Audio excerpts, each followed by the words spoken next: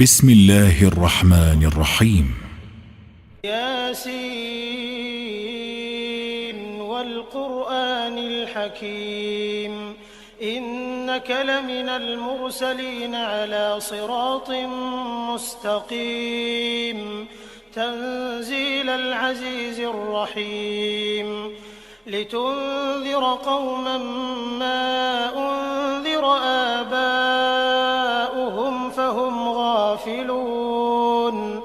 لقد حق القول على أكثرهم فهم لا يؤمنون إنا جعلنا في أعناقهم أغلالا فهي إلى الأذقان فهم مقمحون وجعلنا من بين أيديهم سدا ومن خلفهم سدا فأغشيناهم فهم لا يبصرون وسواء عليهم أأنذرتهم أم لم تنذرهم لا يؤمنون إنما تنذر من اتبع الذكر وخشي الرحمن بالغيب فبشره بمغفرة وأجر كريم إنا نحن نحيي الموتى ونكتب ما قدموا وآثارهم وكل شيء أحصيناه في إمام مبين واضرب لهم مثلا أصحاب القرية إذ جاءها المرسلون إذ أرسلنا إليهم 2 فكذبوهما فعززنا بثالث فقالوا إنا إليكم مرسلون قالوا ما أنتم إلا بشر مثلنا وما أنزل الرحمن من شيء إن أنتم إلا تكذبون قالوا ربنا يعلم إنا إليكم لمرسلون وما علينا إلا البلاغ المبين قالوا إنا تطيرنا بكم لئن لم تنتهوا لنرجمنكم وليمسنكم منا عذاب أليم قالوا طائركم معكم أئن ذكرتم بل أنتم قوم مسرفون وجاء من أقصى المدينة رجل يسعى قال يا قوم اتبعوا المرسلين اتبعوا من لا يسألكم أجرا وهم مهتدون وما لي لا أعبد الذي فطرني وإليه ترجعون أأتخذ من دونه آلهة إن يردني الرحمن بضر لا تغن عني شفاعتهم شيئا ولا ينقذون إني إذا لفي ضلال مبين إني آمنت بربكم فاسمعون قيل ادخل الجنة قال يا ليت قومي يعلمون بما غفر لي ربي وجعلني من المكرمين وما أنزلنا على قومه من بعده من جند من السماء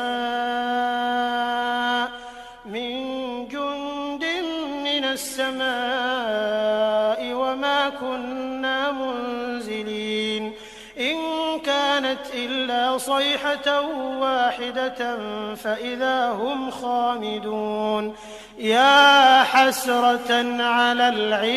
العباد ما يأتيهم من رسول إلا كانوا به يستهزئون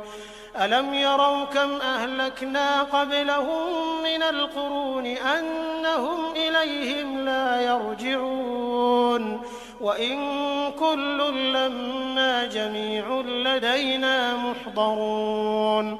وآية لهم الأرض الميتة أحييناها فأخرجنا منها حبا فمنه يأكلون وجعلنا فيها جنات من نخيل وأعناب وفجرنا فيها من العيون ليأكلوا من ثمره وما عملته أيديهم أفلا يشكرون سبحان الذي خلق الأزواج كلها مما تنبت الأرض ومن أنفسهم ومما لا يعلمون وآية لهم الليل نسلخ منه النهار فإذا هم مظلمون والشمس تجري لمستقر لها ذلك تقدير العزيز العليم والقمر قدرناه منازل حتى عاد كالعرجون القديم لا الشمس ينبغي لها أن تدرك القمر ولا الليل سابق النهار وكل في فلك يسبحون وآية لهم أنا حملنا ذريتهم في الفلك المشحون وخلقنا لهم من مثله ما يركبون وإن نشأ نغرقهم فلا صريخ لهم ولا هم ينقذون إلا رحمة منا ومتاعا إلى حين وإذا قيل لهم اتقوا ما بين أيديكم وما خلفكم لعلكم ترحمون وما تأتيهم من آية من آيات ربهم إلا كانوا عنها معرضين وإذا قيل لهم أنفقوا مما رزقكم الله قال الذين كفروا للذين آمنوا أنطعم من لو يشاء الله أطعمه إن أنتم إلا في ضلال مبين ويقولون متى هذا الوعد إن كنتم صادقين ما ينظرون إلا صيحة واحدة تأخذهم وهم يخصمون فلا يستطيعون توصية ولا إلى أهلهم يرجعون ونفخ في الصور فإذا هم من الأجداث إلى ربهم ينسلون قالوا يا ويلنا من بعثنا من مرقدنا هذا ما وعد الرحمن وصدق المرسلون إن كانت إلا صيحة واحدة فإذا هم جميع لدينا محضرون فاليوم لا تظلم نفس شيئا ولا تجزون إلا ما كنتم تعملون إن أصحاب الجنة اليوم في شغل فاكهون هم وأزواجهم في ظلال على الأرائك متكئون لهم فيها فاكهة ولهم ما يدعون سلام قولا من رب رحيم وامتازوا اليوم أيها المجرمون ألم أعهد إليكم يا بني آدم ألا تعبدوا الشيطان إنه لكم عدو مبين وأن اعبدوني هذا صراط مستقيم ولقد أضل منكم جبلا كثيرا أفلم تكونوا تعقلون هذه جهنم التي كنتم توعدون اصلوها اليوم بما كنتم تكفرون اليوم نختم على أفواههم وتكلمنا أيديهم وتشهد أرجلهم بما كانوا يكسبون ولو نشاء لطمسنا على أعينهم فاستبقوا الصراط فأنى يبصرون ولو نشاء لمسخناهم على مكانتهم فما استطاعوا مضيا ولا يرجعون ومن نعمره ننكسه في الخلق أفلا يعقلون وما علمناه الشعر وما ينبغي له إن هو إلا ذكر وقرآن مبين لينذر من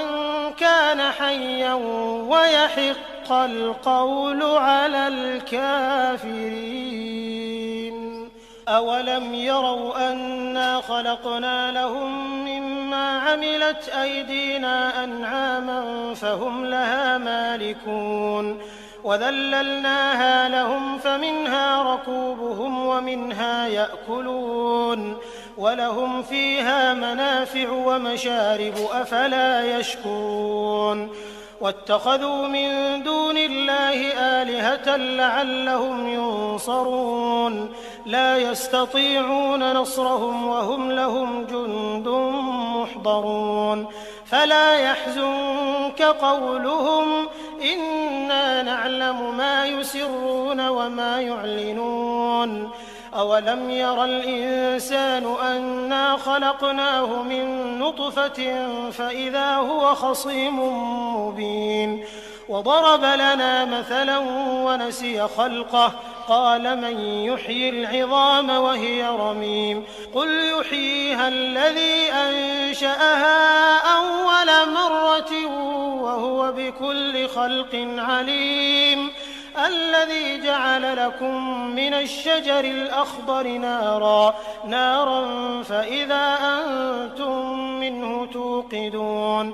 أوليس الذي خلق السماوات والأرض بقادر على أن يخلق مثلهم بلى وهو الخلاق العليم إنما أمره إذا أراد شيئا أن يقول له كن فيكون فسبحان الذي بيده ملكوت كل شيء وإليه ترجعون بسم الله الرحمن الرحيم الرحمن علم القرآن خلق الإنسان علمه البيان الشمس والقمر بحسبان والنجم والشجر يسجدان والسماء رفعها ووضع الميزان ألا تطغوا في الميزان وأقيموا الوزن بالقسط ولا تخسروا الميزان والأرض وضعها للأنام فيها فاكهة والنخل ذات الأكمام والحب ذو العصف والريحان فبأي آلاء ربكما تكذبان خلق الإنسان من صلصال كالفخار وخلق الجان من مارج من نار فبأي آلاء ربكما تكذبان رب المشرقين ورب المغربين فبأي آلاء ربكما تكذبان مرج البحرين يلتقيان بينهما برزخ لا يبغيان فبأي آلاء ربكما تكذبان يخرج منهما اللؤلؤ والمرجان فبأي آلاء ربكما تكذبان وله الجوار المنشآت في البحر كالأعلام فبأي آلاء ربكما تكذبان كل من عليها فان ويبقى الجلال والإكرام فبأي آلاء ربكما تكذبان يسأله من في السماوات والأرض كل يوم هو في شأن فبأي آلاء ربكما تكذبان سنفرغ لكم أيها الثقلان فبأي آلاء ربكما تكذبان يا معشر الجن والإنس إن استطعتم أن تنفذوا من أقطار السماوات والأرض فانفذوا لا تنفذون إلا بسلطان فبأي آلاء ربكما تكذبان يرسل عليكما شواظ من نار ونحاس فلا تنتصران فبأي آلاء ربكما تكذبان فإذا انشقت السماء فكانت وردة كالدهان فبأي آلاء ربكما تكذبان فيومئذ لا يسأل عن ذنبه إنس ولا جان فبأي آلاء ربكما تكذبان يعرف المجرمون بسيماهم فيؤخذ بالنواصي والأقدام فبأي آلاء ربكما تكذبان هذه جهنم التي يكذب بها المجرمون يطوفون بينها وبين حميم آن فبأي آلاء ربكما تكذبان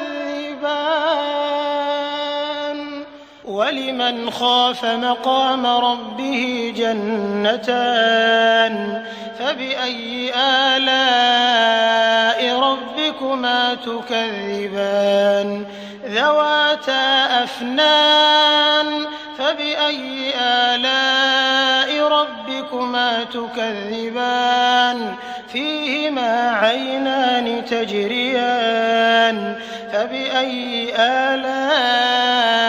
ربكما تكذبان فيهما من كل فاكهة زوجان فبأي آلاء ربكما تكذبان متكئين على فرش بطائنها من استبرق وجنى الجنتين دان فبأي آلاء ربكما تكذبان فيهن قاصرات الطرف لم يطمثهن إنس قبلهم ولا جان فبأي آلاء ربكما تكذبان كأنهن الياقوت والمرجان فبأي آلاء ربكما تكذبان هل جزاء الإحسان إلا الإحسان فبأي آلاء ربكما تكذبان ومن دونهما جنتان فبأي آلاء ربكما تكذبان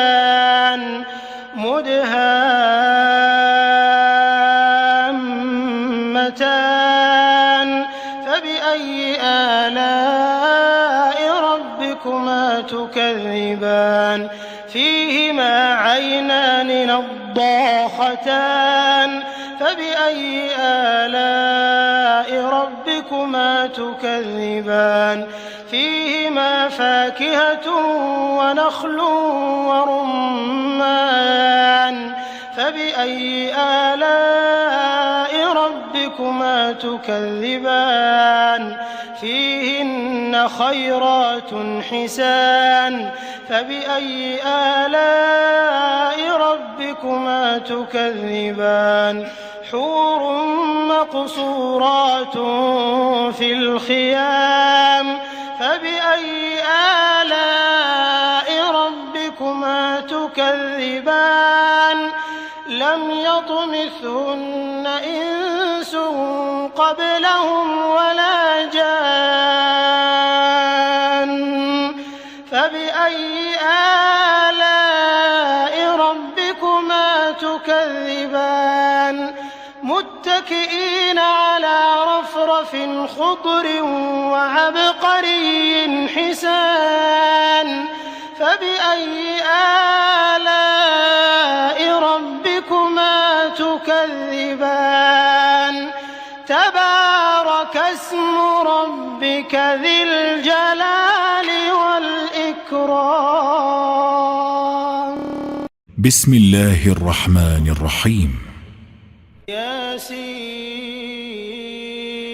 والقرآن الحكيم إنك لمن المرسلين على صراط مستقيم تنزيل العزيز الرحيم لتنذر قوما ما أنذر آباؤهم فهم غافلون لقد حق القول على أكثرهم فهم لا يؤمنون إنا جعلنا في أعناقهم أغلالا فهي إلى الأذقان فهم مقمحون وجعلنا من بين أيديهم سدا ومن خلفهم سدا فأغشيناهم فهم لا يبصرون وسواء عليهم أأنذرتهم أم لم تنذرهم لا يؤمنون إنما تنذر من اتبع الذكر وخشي الرحمن بالغيب فبشره بمغفرة وأجر كريم إنا نحن نحيي الموتى ونكتب ما قدموا وآثارهم وكل شيء أحصيناه في إمام مبين واضرب لهم مثلا أصحاب القرية إذ جاءها المرسلون إذ أرسلنا إليهم 2 فكذبوهما فعززنا بثالث فقالوا إنا إليكم مرسلون قالوا ما أنتم إلا بشر مثلنا وما أنزل الرحمن من شيء إن أنتم إلا تكذبون قالوا ربنا يعلم إنا إليكم لمرسلون وما علينا إلا البلاغ المبين قالوا إنا تطيرنا بكم لئن لم تنتهوا لنرجمنكم وليمسنكم منا عذاب أليم قالوا طائركم معكم أئن ذكرتم بل أنتم قوم مسرفون وجاء من أقصى المدينة رجل يسعى قال يا قوم اتبعوا المرسلين اتبعوا من لا يسألكم أجرا وهم مهتدون وما لي لا أعبد الذي فطرني وإليه ترجعون أأتخذ من دونه آلهة إن يردني الرحمن بضر لا تغن عني شفاعتهم شيئا ولا ينقذون إني إذا لفي ضلال مبين إني آمنت بربكم فاسمعون قيل ادخل الجنة قال يا ليت قومي يعلمون بما غفر لي ربي وجعلني من المكرمين وما أنزلنا على قومه من بعده من جند من السماء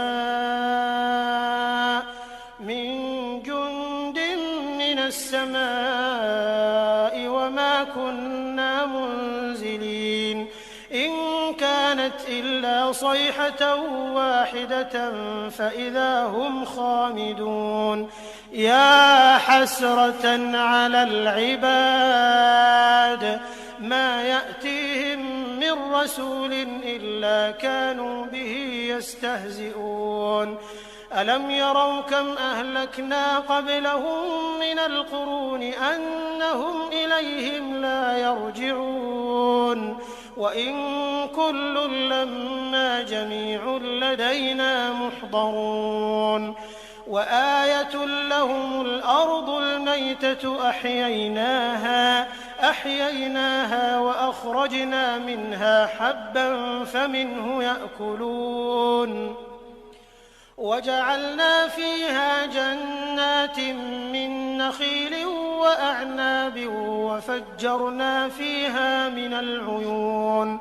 ليأكلوا من ثمره وما عملته أيديهم أفلا يشكرون سبحان الذي خلق الأزواج كلها مما تنبت الأرض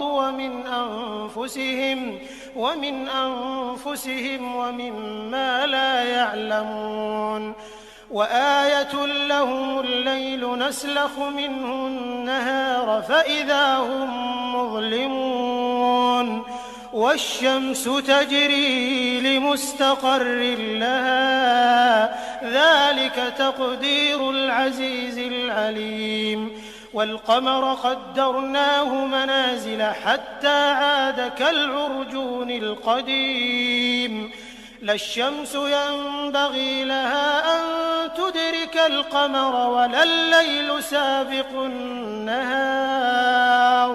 وكل في فلك يسبحون وآية لهم أنا حملنا ذريتهم في الفلك المشحون وخلقنا لهم من مثله ما يركبون وإن نشأ نغرقهم فلا صريخ لهم ولا هم ينقذون إلا رحمة منا ومتاعا إلى حين وإذا قيل لهم اتقوا ما بين أيديكم وما خلفكم لعلكم ترحمون وما تأتيهم من آية من آيات ربهم إلا كانوا عنها معرضين وإذا قيل لهم أنفقوا مما رزقكم الله قال الذين كفروا للذين آمنوا أنطعم من لو يشاء الله أطعمه إن أنتم إلا في ضلال مبين ويقولون متى هذا الوعد إن كنتم صادقين ما ينظرون إلا صيحة واحدة تأخذهم وهم يخصمون فلا يستطيعون توصية ولا إلى أهلهم يرجعون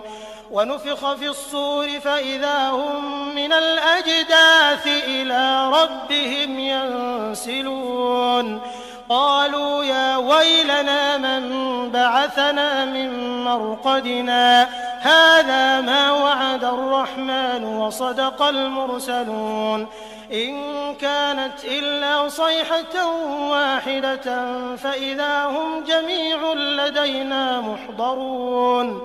فاليوم لا تظلم نفس شيئا ولا تجزون إلا ما كنتم تعملون إن أصحاب الجنة اليوم في شغل فاكهون هم وأزواجهم في ظلال على الأرائك متكئون لهم فيها فاكهة ولهم ما يدعون سلام قولا من رب رحيم وامتازوا اليوم أيها المجرمون ألم أعهد إليكم يا بني آدم ألا تعبدوا الشيطان إنه لكم عدو مبين وأن اعبدوني هذا صراط مستقيم ولقد أضل منكم جبلا كثيرا أفلم تكونوا تعقلون هذه جهنم التي كنتم توعدون اصلوها اليوم بما كنتم تكفرون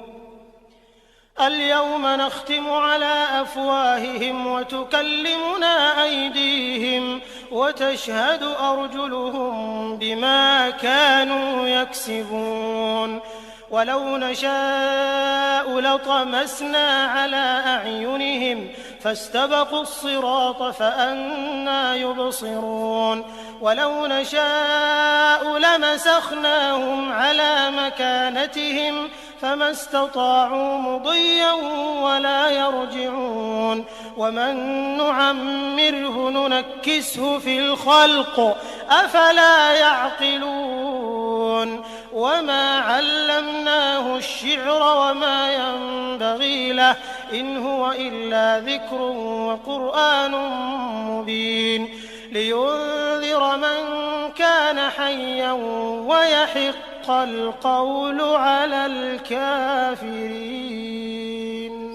أولم يروا أنا خلقنا لهم مما عملت أيدينا أنعاما فهم لها مالكون وذللناها لهم فمنها ركوبهم ومنها يأكلون ولهم فيها منافع ومشارب أفلا يشكرون واتخذوا من دون الله آلهة لعلهم ينصرون لا يستطيعون نصرهم وهم لهم جند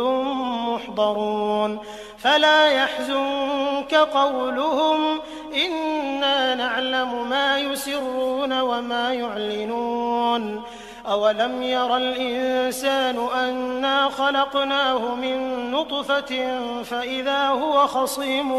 مبين وضرب لنا مثلا ونسي خلقه قال من يحيي العظام وهي رميم قل يحييها الذي أنشأها أول مرة وهو بكل خلق عليم الذي جعل لكم من الشجر الأخضر نارا فإذا أنتم منه توقدون أوليس الذي خلق السماوات والأرض بقادر على أن يخلق مثلهم بلى وهو الخلاق العليم إنما أمره إذا أراد شيئا أن يقول له كن فيكون فسبحان الذي بيده ملكوت كل شيء وإليه ترجعون بسم الله الرحمن الرحيم الرحمن علم القرآن خلق الإنسان علمه البيان الشمس والقمر بحسبان والنجم والشجر يسجدان والسماء رفعها ووضع الميزان ألا تطغوا في الميزان وأقيموا الوزن بالقسط ولا تخسروا الميزان والأرض وضعها للأنام فيها فاكهة والنخل ذات الأكمام والحب ذو العصف والريحان فبأي آلاء ربكما تكذبان خلق الإنسان من صلصال كالفخار وخلق الجان من مارج من نار فبأي آلاء ربكما تكذبان رب المشرقين ورب المغربين فبأي آلاء ربكما تكذبان مرج البحرين يلتقيان بينهما برزخ لا يبغيان فبأي آلاء ربكما تكذبان يخرج منهما اللؤلؤ والمرجان فبأي آلاء ربكما تكذبان وله الجوار المنشآت في البحر كالأعلام فبأي آلاء ربكما تكذبان كل من عليها فان ويبقى وجه ربك ذو الجلال والإكرام فبأي آلاء ربكما تكذبان يسأله من في السماوات والأرض كل يوم هو في شأن فبأي آلاء ربكما تكذبان سنفرغ لكم أيها الثقلان فبأي آلاء ربكما تكذبان يا معشر الجن والإنس إن استطعتم أن تنفذوا من أقطار السماوات والأرض فانفذوا لا تنفذون إلا بسلطان فبأي آلاء ربكما تكذبان يرسل عليكما شواظ من نار ونحاس فلا تنتصران فبأي آلاء ربكما تكذبان فإذا انشقت السماء فكانت وردة كالدهان فبأي آلاء ربكما تكذبان فيومئذ لا يسأل عن ذنبه إنس ولا جان فبأي آلاء ربكما تكذبان يعرف المجرمون بسيماهم فيؤخذ بالنواصي والأقدام فبأي آلاء ربكما تكذبان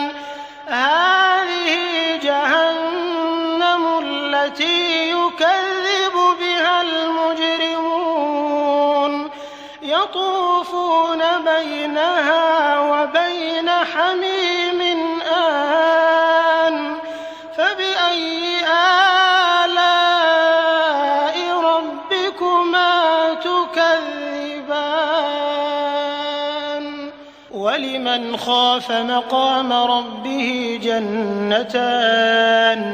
فبأي آلاء ربكما تكذبان ذواتا أفنان فبأي آلاء ربكما تكذبان فيهما عينان تجريان فبأي آلاء ربكما تكذبان فيهما من كل فاكهة زوجان فبأي آلاء ربكما تكذبان متكئين على فرش بطائنها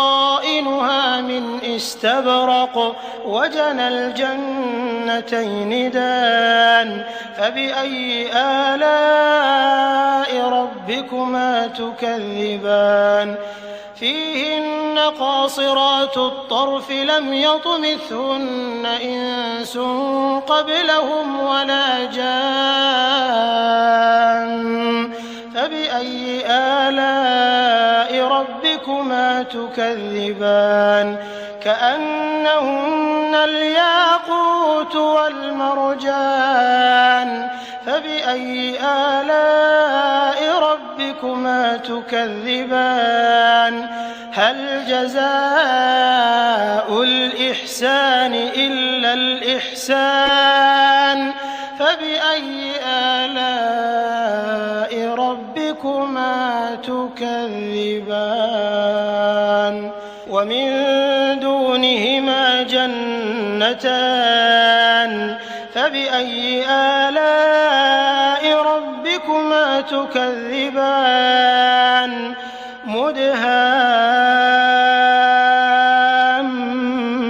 مدهامتان فبأي آلاء ربكما تكذبان فيهما عينان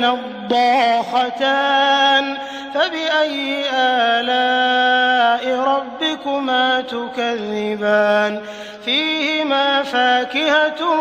ونخل ورمان فبأي آلاء ربكما تكذبان فيهن خيرات حسان فبأي آلاء ربكما تكذبان حور مقصورات في الخيام فبأي آلاء ربكما تكذبان لم يطمثهن إنس قبلهم ولا جان فبأي آلاء ربكما تكذبان متكئين على رفرف خضر وعبقري حسان فبأي آلاء ربكما تكذبان تبارك اسم ربك ذي الجلال والإكرام